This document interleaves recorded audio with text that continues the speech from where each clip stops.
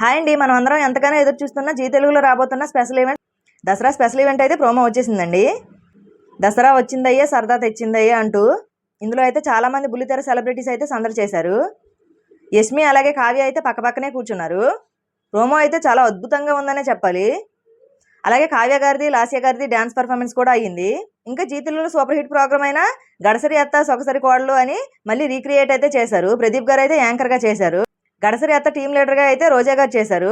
సొగసరి కోడలు టీం లీడర్గా అయితే అనసూయ గారు అయితే చేశారు. ఇంకా చాలామంది ఆడియన్స్ అయితే ఈ షో కోసం అయితే ఎక్కువ కావ్య గురించి అలాగే యష్మి గురించి అయితే వెయిట్ చేస్తున్నారు. వాళ్ళిద్దరూ పక్కపక్కన కూర్చుంటే ఎలా ఉంటుంది చూడడానికి అని చెప్పి చాలామంది అయితే వెయిట్ చేస్తున్నారు.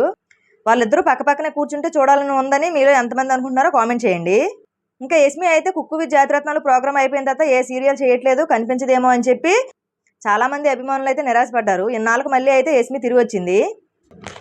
యష్మి గురించి అయితే చెప్పక్కర్లేదు. జీ తెలుగులో ఇంతకుముందు నాగభైరవి అనే సీరియల్ చేసింది, అలాగే ఒక షో కూడా చేసింది. ఇంకా కావ్య అయితే ఈ మధ్య జీ తెలుగులో ఏ ప్రోగ్రామ్ వచ్చినా సరే కావ్య అయితే కంపల్సరీగా డ్యాన్స్ పర్ఫార్మెన్స్ అయితే ఉంటుంది. ఇంతకుముందే మానస్తో కలిసి డ్యాన్స్ పర్ఫార్మెన్స్ అయితే చేసింది. ఇప్పుడైతే మళ్ళీ ఒక డ్యాన్స్ పర్ఫార్మెన్స్ అయితే ఉండబోతుంది. ప్రోమోలోనే చూపించారు. చాలామంది యష్మి కావ్య అభిమానులు అయితే పెద్ద యుద్ధమే చేశారు బయటన, కానీ అక్కడ అలా ఏం జరగలేదు. వాళ్ళిద్దరూ ఫ్రెండ్స్గా అయితే చాలా బాగున్నారు. వాళ్ళిద్దరైతే పక్కపక్కన చాలా ఫ్రెండ్లీగా అయితే కూర్చున్నారు. అలా వాళ్ళిద్దరైతే చాలా క్యాజువల్గా పక్కపక్కనే అయితే కూర్చున్నారు. చూడడానికి అయితే చాలా ముచ్చటగా ఉన్నారు. ఇంకా కామెంట్స్ విషయానికి వస్తే ఆ షోకి సంబంధించిన కామెంట్స్ ఏవీ లేవు. ఆ ప్రోమో కింద అయితే చాలా వరకు కావ్య గురించి యష్మి గురించే ఉన్నాయి. ఒకసారి చూడండి.